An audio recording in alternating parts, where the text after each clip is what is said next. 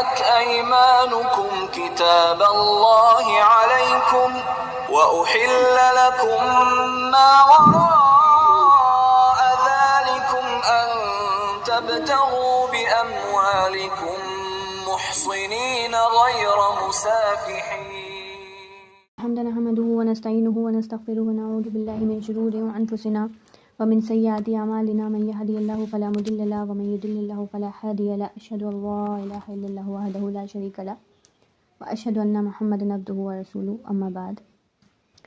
رب اشرح لي صدري ويسر لي أمري واحلل عقدة من لساني يفقهوا قولي. معزز سامعات، السلام علیکم ورحمۃ اللہ وبرکاتہ. جیسا کہ آج ہمارا 5واں پارہ اسٹارٹ ہو رہا ہے الحمدللہ، تو سب سے پہلے ہم اس میں رکوع اور آیتوں کے حساب سے دیکھ لیتے ہیں، اس کے بعد ہم انشاءاللہ پڑھیں گے آگے. تو جو ہمارا فرسٹ اور سیکنڈ رکوع ہے، جس کے اندر 24 to 33 آیات نمبر آئی ہیں، جس کے اندر شادی کے قوانین، حرام رشتے، مہر کی ادائیگی اور وراثت سے ریلیٹڈ قوانین بیان ہوئے ہیں. اس کے بعد رکوع نمبر 3 to 4، جس کے اندر آیت نمبر 34 to 42 آئی ہیں، جس میں فیملی سے ریلیٹڈ قوانین بیان ہوئے ہیں. باقی ہسبینڈ وائف کے جو بھی ان کے کیا طریقہ کار ہونا چاہیے، اس کے بعد نماز اور زکوٰۃ کی اہمیت، اور پھر اللہ تعالیٰ کی عبادت کے بارے میں بیان ہوا ہے.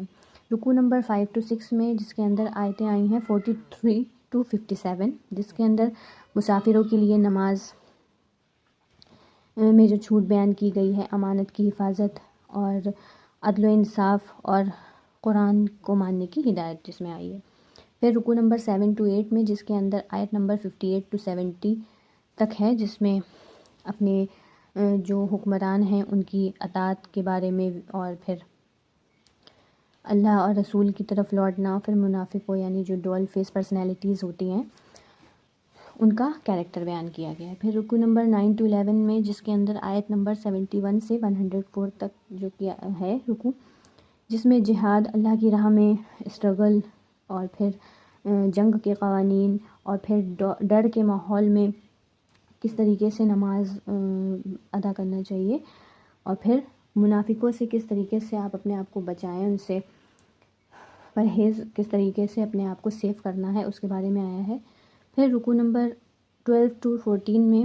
آیت نمبر 105 سے 126 تک ہیں، جس میں انصاف، توبہ، شیطان کی چالیں، کس طریقے سے شیطان ہمیں بہکاتا ہے، اور وراثت سے ریلیٹڈ جو بھی کڑے قوانین آئے ہیں اس کا بیان ہے. پھر رکوع نمبر 15 to 17 میں آیت نمبر 127 سے 147 تک ہے، جس میں عورتوں اور یتیموں کے لیے نرمی، اللہ کی بندگی، سچ بولنا، منافقوں کے لیے کیا سزائیں آئی ہیں، جو کہ جس پر اس پارے کا اختتام ہوتا ہے. اس کے مضامین کے بارے میں بات کریں گے، جس کی شروعات ہوتی ہے اس پارے کی والمحصنات، یعنی حصن. یہ لفظ جو ہے حصن سے نکلا ہے، جس کے معنی ہوتے ہیں قلعہ بندی کے، یعنی انسان کے اندر جو اللہ تعالیٰ نے جنسی خواہش رکھی ہیں، اس خواہش کی تکمیل کا ایک ہی واحد جائز راستہ اللہ تعالیٰ نے بنایا ہے، وہ ہے نکاح. اور شادی کے ذریعے عورت کو قلعے یعنی اپنے گھر میں لے کر آنا، یعنی اس کا جو مقام ہے اس کو دینے کے لیے جو حق ہے وہ مقام عطا کیا جائے، اور اس کو گھر کی مالکن بنایا جائے، یعنی جو جس گھر میں اس کو لایا گیا ہے وہ اس کا گھر ہو. اگر دیکھیں آپ، اگر یہ آئیڈیا نہ ہوتا، یہ کانسیپٹ نہ ہو، تو پھر عورت سے شادی کیوں کرے گا آدمی؟ اپنی جنسی خواہشات پوری کرنے کے لیے، اور انسان نوکرانی بنانے کے لیے کہ ہمیں گھر کا کام کرے. لیکن عورت کے اسٹیٹس کو قرآن نے بہت بلند کیا ہے، اور کہا قرآن نے کہ محصنات غیر مسافحات، کہ ان سے شادی اس لیے کرو تاکہ تم ان کو اپنی حفاظت میں لے آؤ، نہ کہ پانی بہانے کے لیے. یہ پہلا نقطہ تھا جو اس آیت میں بیان ہوا ہے. پھر آیت نمبر 28 ہمیں بتاتی ہے یرید اللہ ان یخفف عنکم وخلق الانسان ضعیفا، کہ اللہ چاہتا ہے کہ تم سے تخفیف کر دے، کیونکہ انسان کمزور پیدا کیا گیا ہے. یعنی اللہ تعالیٰ ہمیں بتا رہا ہے کہ تم کمزور پیدا کیے گئے ہو، تم سے گناہ کا ارتکاب ہو سکتا ہے، کیونکہ اس کمزوری کی وجہ سے اس کے گناہ میں مبتلا ہونے کا اندیشہ زیادہ ہے. تو اس لیے اللہ تعالیٰ نے ممکن آسانیاں اسے فراہم کری ہیں، یعنی حلال طریقے اس کے لیے، حلال طریقے سے کچھ چیزیں جائز کر دی ہیں. یعنی جن گناہوں میں زیادہ پڑھنے کا وہ تھا، تو اللہ تعالیٰ نے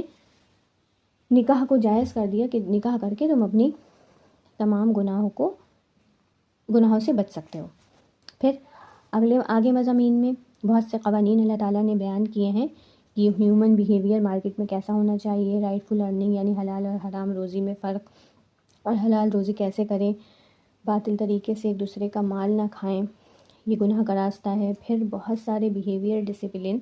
کی بات آئی ہے جو ایک بندہ مومن کو اپنی سوسائٹی میں، اپنی فیملی میں جس کا خیال رکھنا چاہیے۔ پھر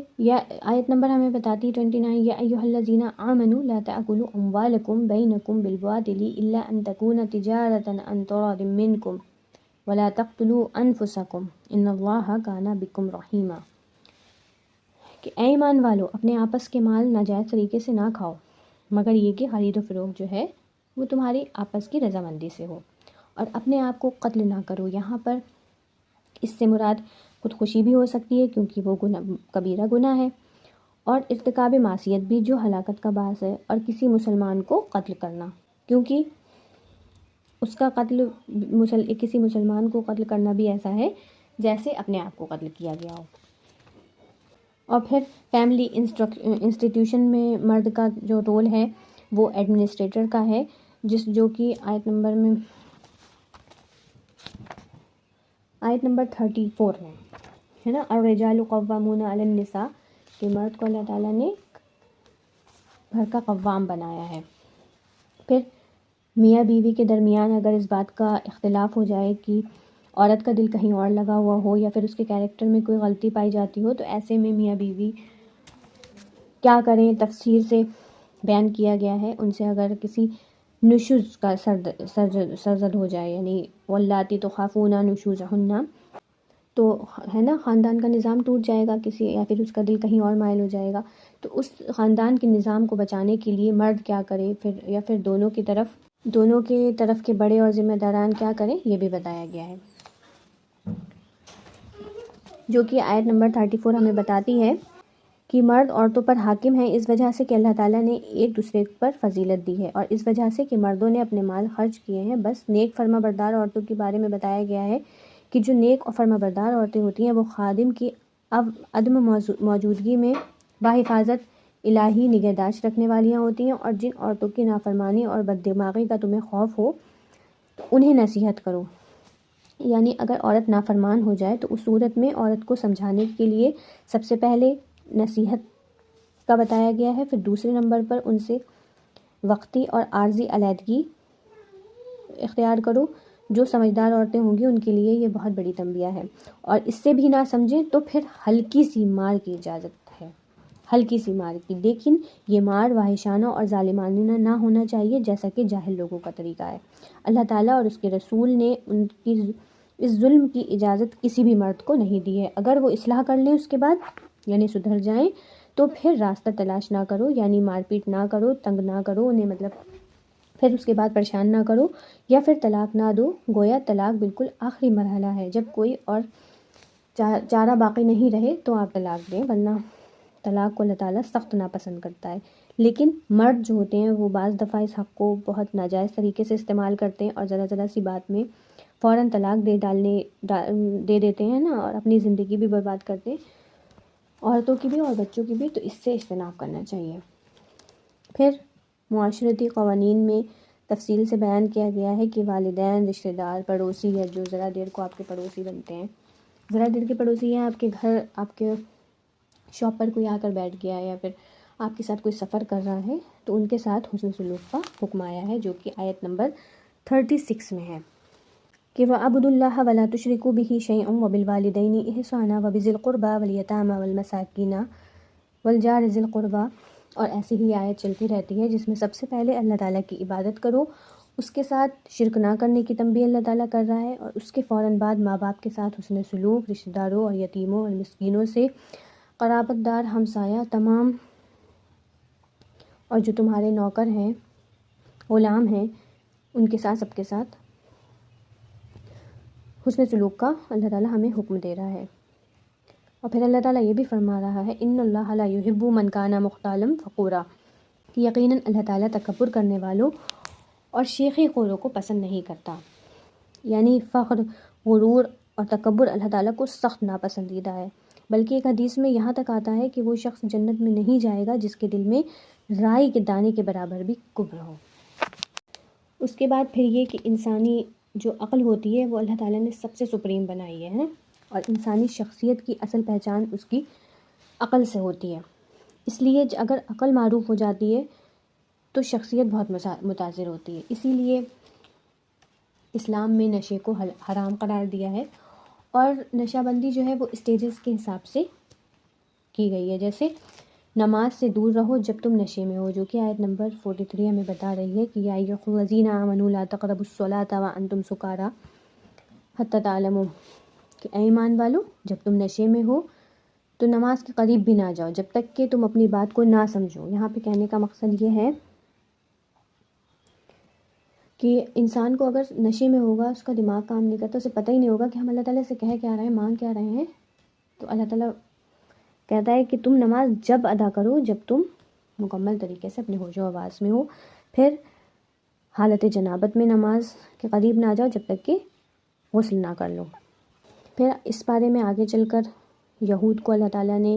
کیوں لعنت زدہ کیا، ان کے بیہیویئر، ان کا ایٹیٹیوڈ، جو ان کی نمایاں خصلتیں تھیں، ان کا ذکر آیا ہے، اور ان کے جو ساتھی منافقین تھے ان کے بارے میں بھی بتایا گیا ہے کہ ان کے کردار کی تصویر جو ہے وہ قرآن نے ہمارے سامنے پیش کی ہے، کہ ان کی جو کہ آیت ان المنافقین یخادعون وهو خادعون والی آیت میں جو کہ بیان ہوا ہے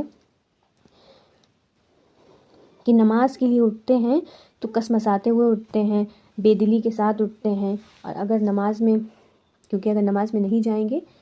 تو ان کے ایمان پر شک کیا جائے گا، لیکن دل کی آمادگی کے ساتھ وہ کبھی بھی نماز کو ادا نہیں کرتے ہیں۔ وہ نہ ادھر میں ہوتے ہیں نہ ادھر میں ہوتے ہیں، دونوں کے بیچ چلنا چاہتے ہیں، یعنی ایمان والوں کے ساتھ بھی اور منافقوں کے ساتھ بھی، کافروں کے ساتھ بھی، ان کے بیچ چلنا چاہتے ہیں۔ تو اللہ تعالیٰ کے نزدیک انتہائی مبغوض لوگ ہوتے ہیں ایسے۔ پھر اس کے بعد کچھ سماجی اور سیاسی قوانین بیان ہوئے ہیں، ان میں سے یہ بتایا گیا کہ جب بھی تم اپنا کوئی ذمہ دار منتخب کرو تو یہ کہ اہلیت کی بنیاد پر منتخب کرو، اس کے اندر ایک میرٹ ہونی چاہیے، اس کا ایک اپنا پرسنل مقام ہونا چاہیے۔ پھر آپس میں اختلافات مت کرو، یعنی مسلمانوں کو یہ تنبیہ کی جا رہی ہے کہ آپس میں اختلافات مت کرو، اگر آپس میں ہی جھگڑو گے تو تم ہلکے یعنی کمزور پڑ جاؤ گے، اور اللہ تعالیٰ کی جو ہدایت ہے، جو اللہ تعالیٰ نے ہمیں قرآن شریف میں عطا کی ہے ہدایت ہے، اس کی اتباع کرو، اس میں جو بھی نازل کی ہوئی چیزیں ہیں، جو قوانین اس نے بھیجے ہیں یا احکام اس میں جو بھیجے ہیں، ان احکاموں کی بنیاد پر تمہاری زندگی کے معاملات کے فیصلے کرو، اور جو ایسا نہیں کرے گا وہ ظالم ہے، وہ فاسق ہے اور وہ کافر ہے۔ ایسے لوگوں کی دیکھیے کیسے اللہ تعالیٰ وہ کر رہا ہے۔ ہم اپنے آپ کو دیکھیں کہ ہم کس کیٹیگری میں آتے ہیں، کیا ہم اپنے تمام چیزوں کو، کہ اللہ تعالیٰ کے احکام اور اس کے قوانین کے شریعت کے حساب سے ہر چیز کر رہے ہیں؟ اگر ہم نہیں کر رہے ہیں تو پھر ہم دیکھ لیں کہ ہمارا اپنا مقام کہاں ہے۔ پھر اللہ تعالیٰ آیت نمبر 58 میں ہمیں تاکید کر رہا ہے کہ ان اللہ یامرکم ان تؤدوا الامانات الی اہلھا واذا حکمتم بین الناس ان تحکموا بالعدل، کہ اللہ تعالیٰ تمہیں تاکید حکم دیتا ہے کہ امانت والوں کی امانتیں انہیں پہنچا دو، یعنی کسی کی امانت اگر آپ کے پاس ہو تو آپ اس کو پہنچا دو، اور جب لوگوں کا فیصلہ کرو تو عدل و انصاف کے ساتھ کرو، چاہے کہ پھر تمہیں کیوں نہ اس کے بعد تمہیں خود نقصان اٹھانا پڑے۔ یقیناً وہ بہتر چیز ہے جس کی نصیحت تمہیں اللہ تعالیٰ کر رہا ہے، بے شک اللہ تعالیٰ سن رہا ہے اور دیکھ رہا ہے۔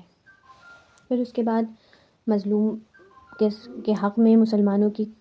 کو کہا گیا، یعنی مسلمانوں کو اللہ تعالیٰ حکم دے رہا ہے کہ اٹھو اور ان کی مدد کرو، اور اللہ تعالیٰ کا تقوی اختیار کرو۔ پھر یہ بھی بتایا گیا کہ جب تمہیں کوئی بھی تکلیف اور مصیبت آتی ہے تو یہ تمہارے اعمال کی وجہ سے بھی ہوتا ہے، تو اس کا تھوڑا سا جائزہ لے لو۔ یعنی ہمیں لگتا ہے